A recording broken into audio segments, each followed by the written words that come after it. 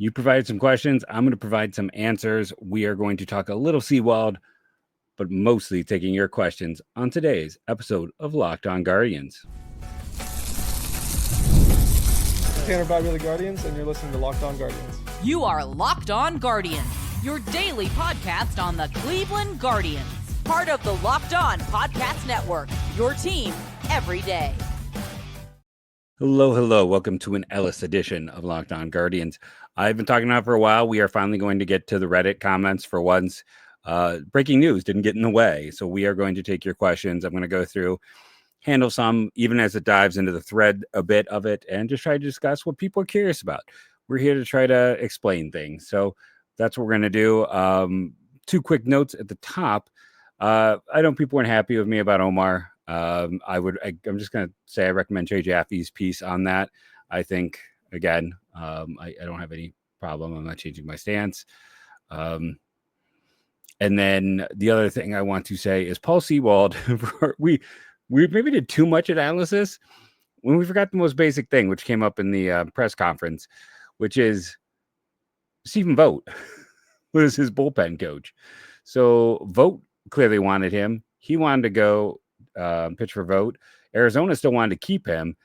I think that just adds to me to the value of this Paul Sewald. And I think that is something that I'm laughing because it's a silly thing we missed. Before we go any further, before I give introductions, though, I do want to take a moment and say today's episode is brought to you by FanDuel. Super Bowl 59 is here, and there's no better way to make every play more exciting than a FanDuel Sportsbook. New customers can bet $5, and if you win, you'll score $200 in bonus bets. Download the app or head to FanDuel.com to get started today. For those who do not know me, I said it's an Ellis edition. I am Jeff Ellis. I have been here with Locked On since baseball existed with Locked On. Before that, I was a lead draft and prospect analyst at Scout and 24/7. To go back in the Seawald thing, the more I look at it, I am curious to see. I do think they're trying to make a super pen. A lot of people are asking super pen or trade. That still came up a lot in our comments. There is a world where, here's the thing. I don't know what you would ask Arizona for. Arizona needs bats themselves. Their depth is not great in Arizona. They need bullpen arms because we just signed someone they were hoping to keep.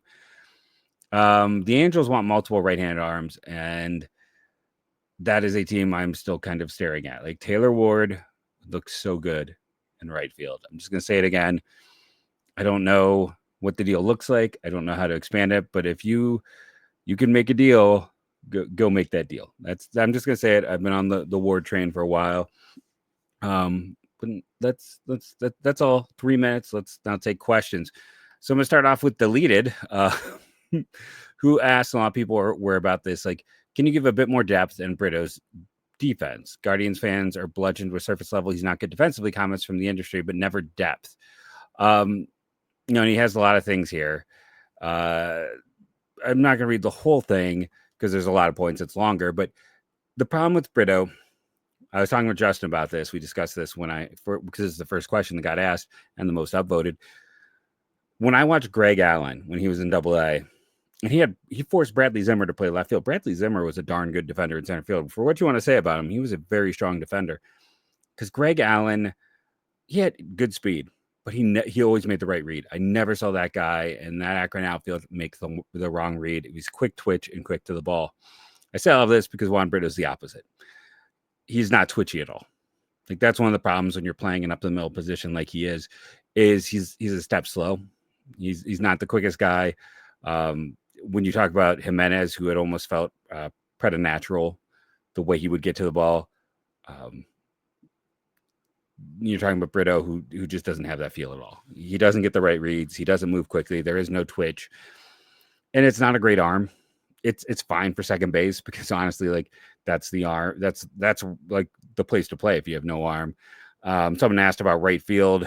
I don't think he has the arm for right field. I think you'd be really kind of in trouble if you tried to put him in right field. I don't think the arm is there for him to be a right fielder. So it's left field, first base, or second. And, we'll see if he breaks camp. I still don't think that's a foregone conclusion.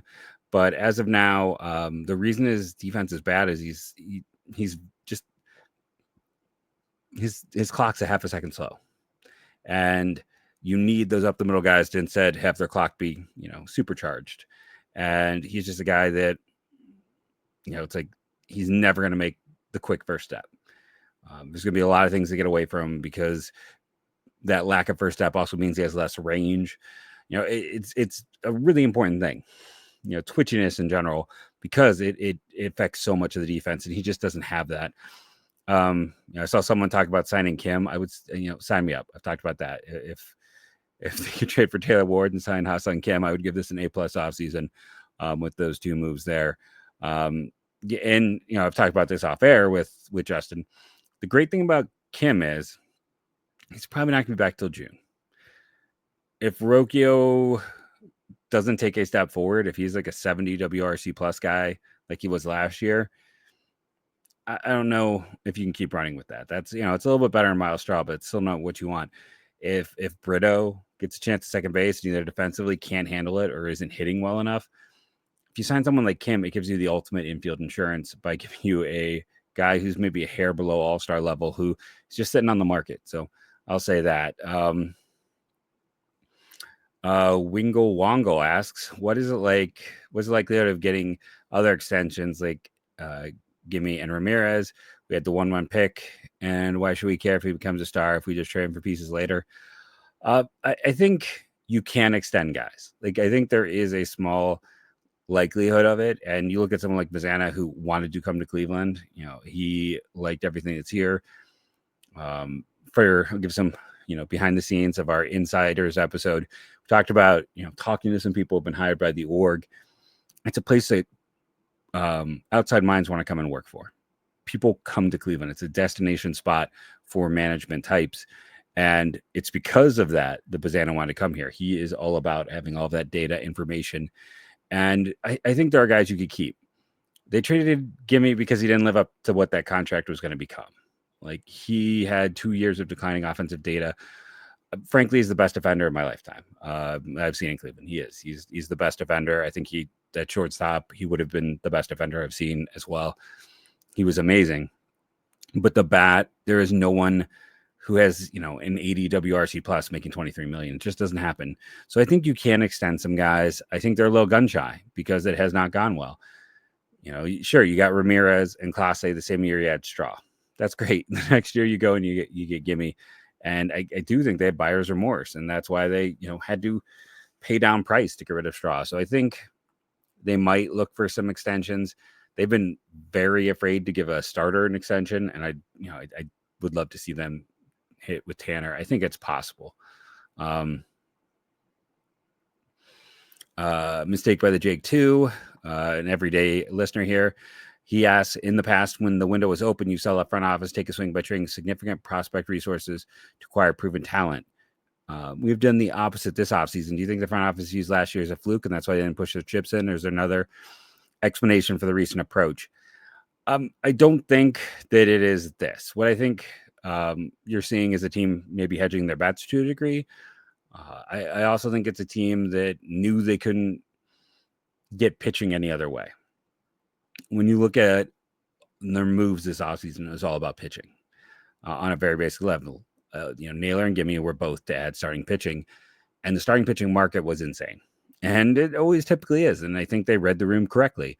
And they knew they couldn't sign a free agent outside of, someone like Bieber who had a comfortability level and who was going to miss most of the year, right? Like, Shane Bieber's making $14 million for half a season. It's like, puts him closer at like a 20 million plus guy. And he could have gotten more elsewhere, but comfortability mattered to him. I think there's a degree of hedging bets. I don't know if they feel like, because let's be very honest, bullpens are so volatile. They're not even predicted most places to have the best bullpen in baseball next year. They're, still top 5, but not the best after they just had a historical season. That bullpen had to carry them so much that one can understand why you think there could be some room for regression there. And if that regresses, it could be huge.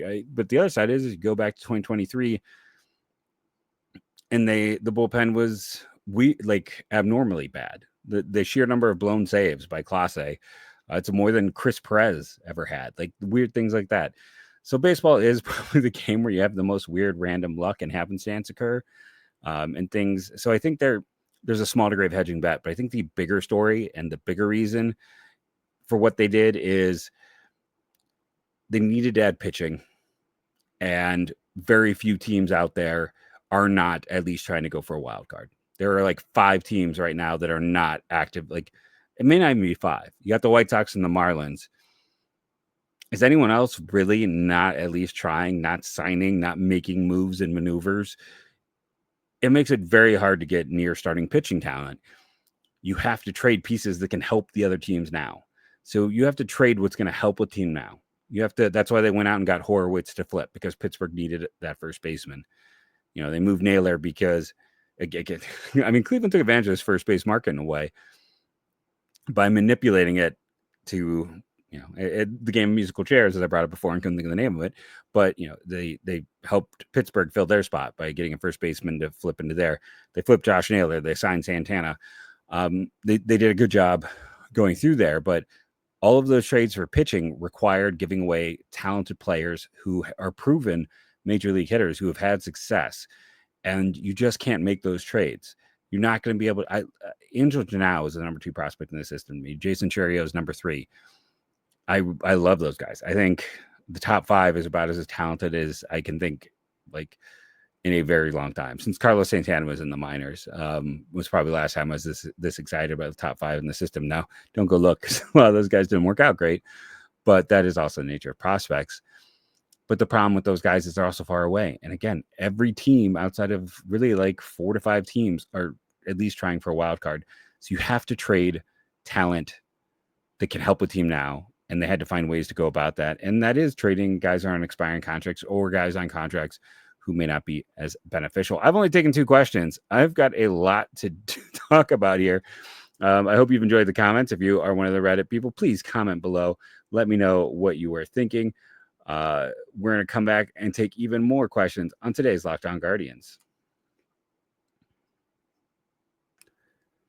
Super Bowl 59. Listen, it's a big deal. Super Bowls are big deals. We know this. 1 game, 2 teams, endless possibilities, and there's no better way to make every play more exciting than FanDuel Sportsbook. Whether it's predicting the first touchdown, calling the MVP, or even betting on the coin toss, FanDuel makes it easy to get on the action. With live betting all game long, you can adjust your bets as the game unfolds and feel the thrill from kickoff to the final whistle. So you can do live betting, which is cool right now. So as you're watching the game, you can sit there and be like, oh, I'm seeing something. And as you're watching something develop, you can take advantage of that. If you're very knowledgeable, it could be a way to make some easy money. Plus, right now, when you bet $5, you can potentially win $200 in bonus bets just by winning. That's icing on the cake. So download the app or head to FanDuel.com to get started. Bet just $5 and you can win $200 in bonus bets. That's FanDuel.com. Bet with FanDuel, official sportsbook partner of Super Bowl 59.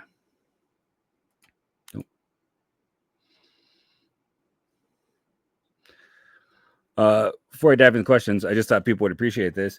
I know people complain about my pronunciations. My daughter's getting in on it. Apparently, I am reading character names wrong in books no matter how many times she corrects me. So for you, long time everydayers, you might appreciate that comment if that kind of makes you laugh. My 7-year-old is roasting me over saying Maya instead of Maya every time I read her one book. Speaking of kids and their dads, R10CC said they stopped watching baseball 20 years ago, but their dad is getting up there and super in the guards and looking to get back in the game so we can talk baseball. How's a returning fan catch up and keep up? Check out the podcast. That's just right here. Locked On Guardians. We got you covered. No one's going to give you more coverage. I can give away some info. Justin's got an interview this week with hitting coach Grant Fink. We had bullpen coach Badley Goldberg on. We're getting some connections. The team's warming up to us here. So not only are we a source of information, but you're going to hear straight from Guardians coaches here on this show, as well as players. We have Tanner on. We had Cooper Ingle, the number 3 prospect in the system by Keith Law. I thought when I had him at 10, I was aggressive, but and I do think the Reddit community, Justin and I have appreciated that through the years. I know there's, still some places that do some excellent writing. I do miss when I started back in 2008, 2009, when there's 10 excellent, Cleveland baseball blogs. for whatever reason, the blogs have, there's just not as many. A lot of them went under or don't exist in any way, shape, or form. Waiting for next year is always a pretty solid choice. I've always appreciated Vogt over there. But yeah, check out podcasts, find people you like, and the Reddit community is one of the best places to be. Wamby20, which prospect outside the top 30 or so do you think has the best chance of finding a spot on the big league roster this year? I lost Schneemann last year, Fry in 23. We'll say Alleman and Enright are inside the 30, so they don't count. I don't have either of them in my top 30. As a matter of fact, I'm kind of realizing I laid out 46 yesterday. I kind of went and laid out, and I knew I'd forget someone. I don't think I put Enright on that list. So yeah, I mean, he definitely would go higher. If I just kind of look at this very initial, sorry, I got to remember what I label it, layout here. If I'm going through and kind of thinking, of course, I'm not grabbing the right thing. I don't have Jonathan Rodriguez in the top 30. I don't have Ryan Webb, Franco Alleman. I guess if you want so here's your down the board guy, Trent Denholm. I refuse to give up on Denholm. He's the guy who popped before Tanner did with a velocity jump. He just hasn't maintained it. Good K to walk numbers in the minors. I think, much like I called for years when they were still trying to be like, Eli Morgan can start. I might just put him in the pen. Let him go with the changeup and the fastball. He'll be fine. Denholm's that guy. I think you put in the pen. I think he move pretty quickly. I think he's got a lot of traits that would make him successful as a bullpen pitcher. So there's kind of the sleeper guy there. In terms of that, Don Cheadle, but it says he can call him Don Cheadle. He wants to thank our friends over at Game Time for this question. During the season, we talked a decent amount at Jose at DH. There are some stats that point to him generally being worse at hitting when he's not third, and this sample size is significant. What do you see when you look at your favorite indicators? Even though, if anything, he'll slowly begin to DH more, does the discrepancy matter enough to be a real topic? I think it does, because Jose is a creature of habit. Like, he took significantly less money in Cleveland because he loved it here and he felt comfortable and he felt like this is the right environment. Like, environment matters so much to him. I wish he would hit second, but he doesn't feel comfortable there. He doesn't want to hit there. He has a spot in the lineup he wants to play, and he feels like that it's, put him in the 3 hole and forget about him. Don't mess with it. And I think that creature of habit nature is what we're seeing with him when he's not playing third base. I think, he is just very much a person who has his comfort zone and might be more to the extreme, but that's kind of my take on it. I think there is something to it because of how much there aren't a lot of people who'd leave $100 million on the table because of how they feel, right? That's not common, not in baseball. Daniel, not Danny, won. If Stephen Vogt leads the team to a 90-plus win season, should they discuss an extension? As their initial contract was only 3 years, if I remember correctly. Yeah, I think they should, and I think they would, and I think everyone's very happy. I think it's when we talk to people who've been hired by this team, it's the first thing that comes up is culture, and the people we know who work there, culture. And I know there's that negative Baseball America article that I talked about, and I got to be honest, I wonder how many of the people who are negative about Cleveland were area scouts who were only there for a few years. Like, if you are success, I've known area scouts that moved up the line, and they've gone out of their way to bring in a lot of very intelligent people. And I know people in the outside world who it's like it's the number one org they want to go work for. So I think they'll be there. I'm going to skip this comment from some joker named Justin. Okay. Excellent. Walrus. I'd be curious to see a piece on guys like on Hunter Gaddis to go from mid/poor starter to setup man. What traits does he have that say Tristan McKenzie does not? Where we pulled the trigger earlier and magically find a good relief option. I'll even bring up Clase was a starter at one point in the minors. Like, this is a lot of relievers, good ones, were starters. I mean, Heron, I want to say, was a starter in Indiana, but really wasn't in the minors. I was trying to think of the other options. It basically what you're often looking for is, does their stuff play up, and can they handle the riggers? I think a lot of people bring up, let's move Daniel Espino to the pen. For a guy whose body's breaking down, sometimes it's harder to be in the bullpen and have to pitch as often as a guy pitches rather than more rest and doing a lot at once. Like there's no guarantee that moving to the pen is going to help health for anyone. So it's the ability to pitch, multiple days in a row. It's once they get back there. And then, Gaddis, I compared him to Eli Morgan, but bigger, stronger, more velocity for a long time because they both had the changeup that was just, a UFO type of pitch. It was really hard to pick up. And that's the other component is, if I'll say it, like if you got a mediocre fastball, but you have a killer secondary pitch, it works in the pen. Like Paul Sewald's a 2-pitch guy. It's often finding that guy who has a very, like a 65, 70 grade pitch. And that's going to allow them to be so much more successful in the pen. It just doesn't work as a starter when they can tee off on it or see it a few times and start to pick up the timing because they're seeing that pitch so much. But when it's in short bursts, then that's what you're looking for. You're looking for that guy who might have one stellar pitch and has the command to be successful. Cousteau, maybe, which starting pitcher takes the biggest leap forward this year? Could be anything from Bibee, an ace to an unknown name down the fifth spot, and that's Bobby Wickman from Youngstown. So if I'm gonna say it's Cantillo. He just seems to get a little bit better every year. He's got some, just nasty stuff when it's all going well. We've seen so much marginal improvement that, like, if we can finally see him healthy for a full year, I'm going to say Cantillo is the breakout this year. So I mentioned, shout out to Sliding Scrapes. Justin and I just like this question. It would take so much time to hit in general. If you're put in charge of curating Guardians Hall of Fame, where the top 10 items you'd feature, the more obscure, the better. This is just fun. This is something we're going to do a whole show. What immediately came to mind was Albert Bell's corked baseball bat. If you can get a hold of it, just because I defended him to the death at the time when that happened because he was my favorite player. I'm like, and he could do no wrong, and I ignored everything else going on. But like the whole story with Jason Grimsley and the ductworks up there and climbing around and doing stuff, something like that. Something like was it RBI baseball or was it Mario Kart where they'd have the huge competitions that Carlos Santana was in charge of, like that cartridge up there, like weird things like that is where I would lead in. Nylon Rag, what do you expect to see from Sabrowski? Is nothing sort of fantastic, but doesn't have much prospect type. I think we're hoping to see kind of the same thing.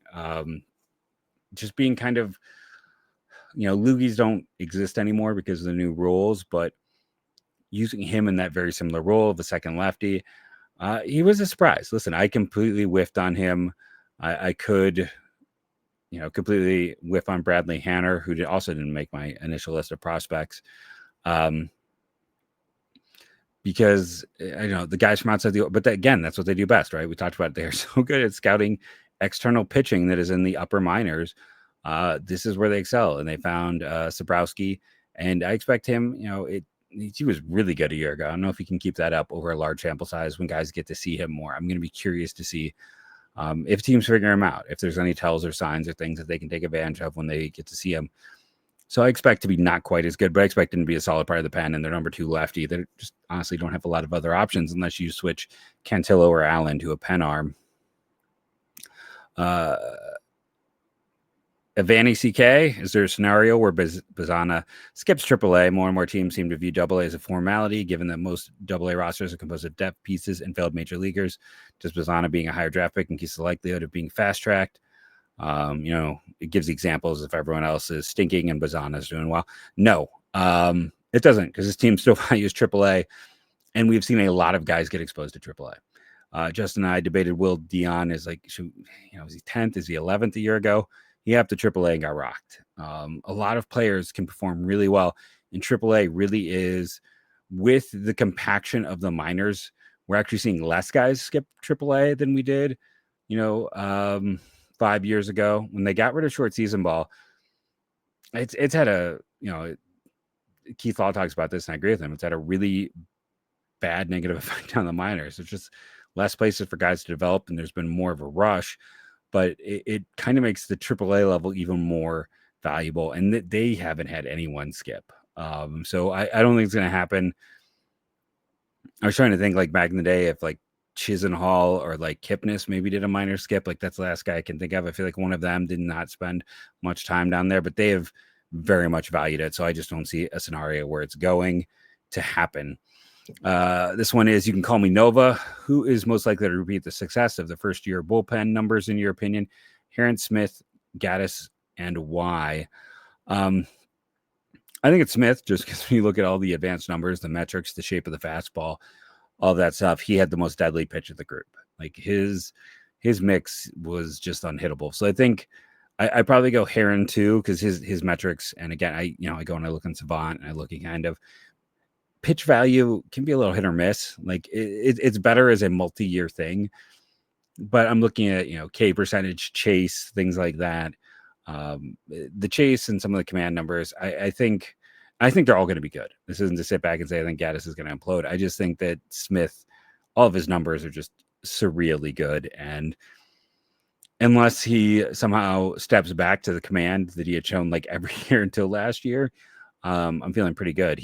I know we often say they're not great about teaching command and control or working with that with guys, and I always bring up Clevenger, but I mean last year once Kate Smith got to the majors, he was a different guy. Like that was not what we ever saw in the minors.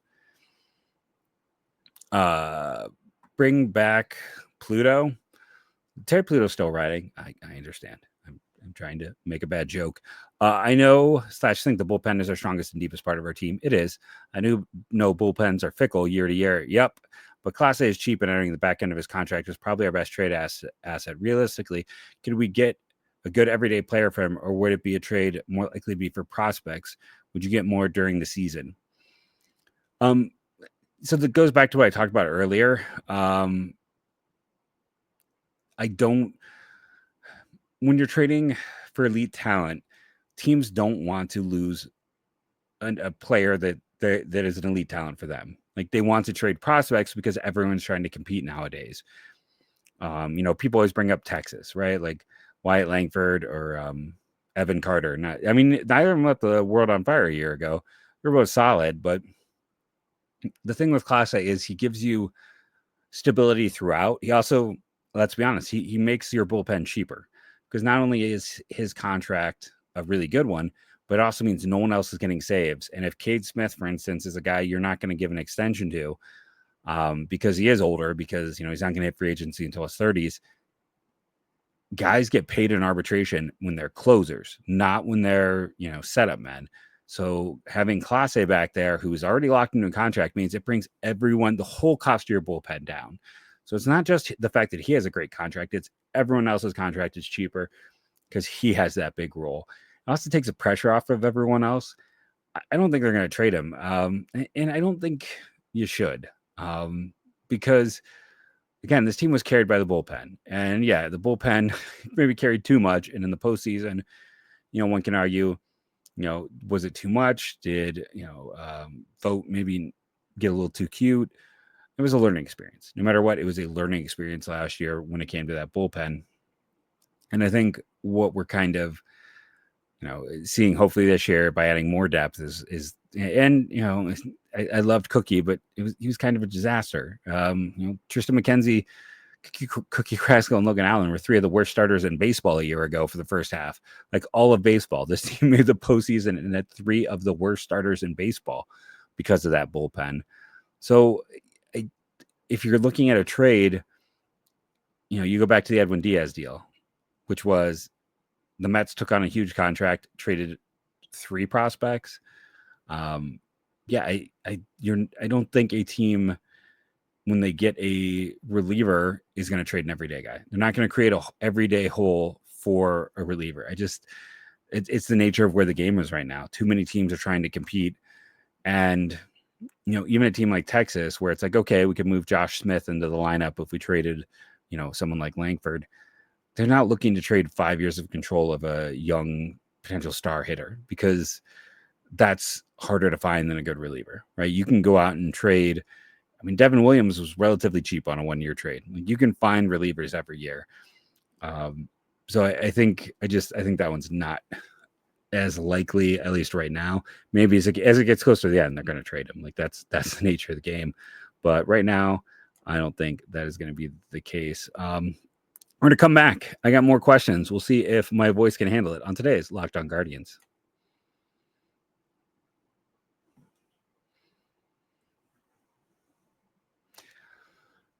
Hey, Justin, I don't care about being called out. My spring training question, it's a two-parter. How many players can an MLB team invite to camp besides people on their 40-man? From what I understand, I could be wrong, it's however many are willing to come. Like, if you've already invited, like, because it's basically a matter of numbers. Sorry, let me pause for 1 second. I still almost coughed on mic. So you can bring up those non-roster invitees, and you can sign players for non-roster invitee, but agents also know who's already been signed. They talk with teams. Teams are very honest with agents about this, and they're going to send their guys to their best situation. So if a team already has like 10 non-roster invitees, guys that they might be interested in probably aren't going to be interested in going in that role.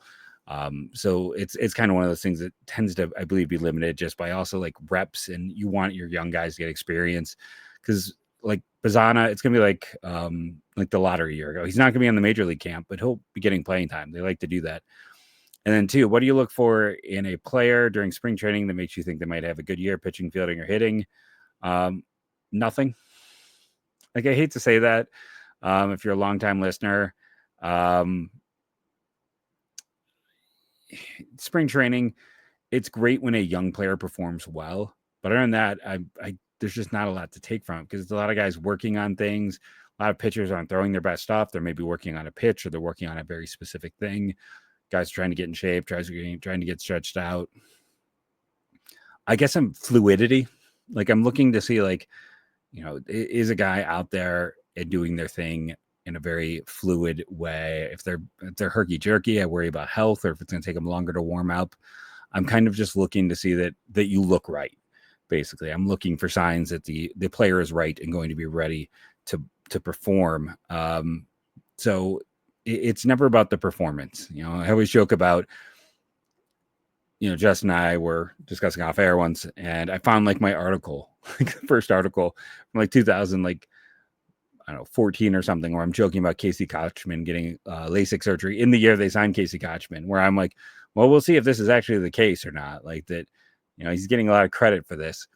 But I can go back to being a child and Kevin Mitchell on the bike, and he was going to be the big addition. And all these points in times where we have these spring training, Bobby Bradley, but we should do a FanDuel bet right now. You can put in the comments below. Who is going to be the player this year who is in the best shape of their life story? Because that is something we see every year in spring training. The best shape of their life. Who's it going to be? Mine. You can't take this one, Gabby Arias. Since he played in all the winter ball, he's going to have that opportunity at second base. We're going to hear all the things. It's going to be Gabby Arias for that. But yeah, I think for me, it's just seeing that you look how you should look. Like if you are, and not even again in performance, but just like your mechanics and everything looks sound. And I'm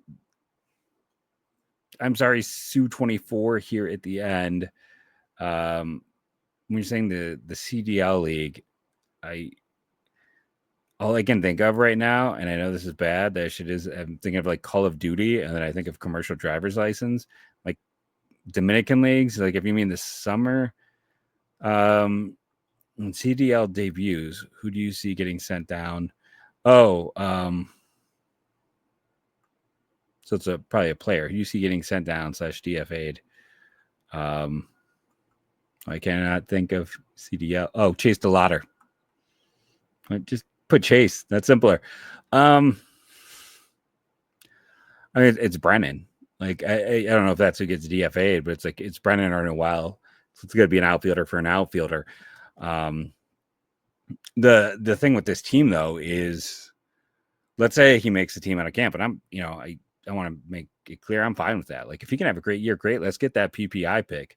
Let's get that pick, because then not only would you have your own first rounder, you'd have that pick. You have your Comp A pick, and I don't know, maybe Lane Thomas has like a year where he plays like his head is on fire, and you can offer him a qualifying offer. Heck, maybe Shane Bieber comes back and pitches like an ace. You can give him a qualifying offer.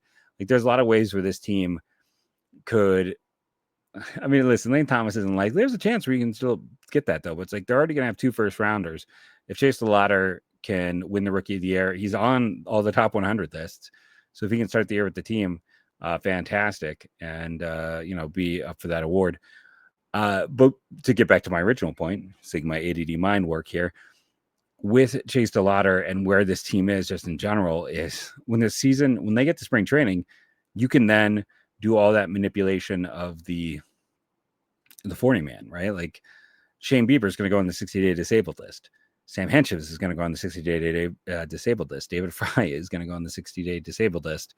There's going to be one more, and I'm currently blanking on who is the fourth, but there are 4 people I know off the top of my head that are going to go on the 60-day disabled list when camp starts. So that opens up 4 spots in their 40-man. So they're not going to really be all that pressed when it comes to moving players along where they're going to go. Oh, Trevor Steffen's probably going to start on the 60-day DL as well. So we're going to have 4 spots opened up. Yeah, that means if someone who's a non-roster invitee excels, they have a chance. But it also means, if a Chase DeLauter excels, you can give him that opportunity. You don't have to take anyone off the 40-man.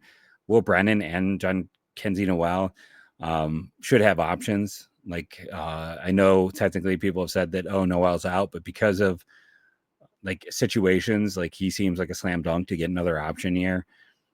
The same goes with, in Brennan's, or you don't have to worry about that. He's got multiple options. The guy I'm kind of curious about with options is Ty Freeman. He's the guy where, and Gabby Arias, those 2 guys are the ones that don't have another option here, I believe. So I don't know. We'll have to see if them, but that could be if you needed to move on and open up a spot at some point. Those are the ones to watch, just because you can only carry so many infielders. At some point, they're going to have to make a hard choice there.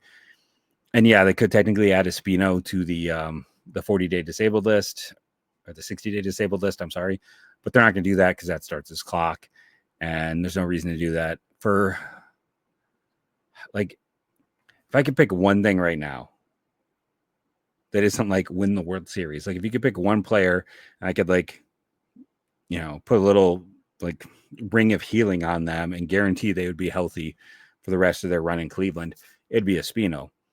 Because that's the guy that, if he is healthy, like I said, I don't know if he'd work in the bullpen, but if you got him built up and ready to go this year, like if you got to debut that dude in like August, September, like you're just talking about, it's a Danny Salazar situation, but with like a full 2 grades better stuff. Like it was, I've said it, I believe on air, but I know I've said it off air. It's like he was voted the best fastball and best slider in the minor leagues. Like he was a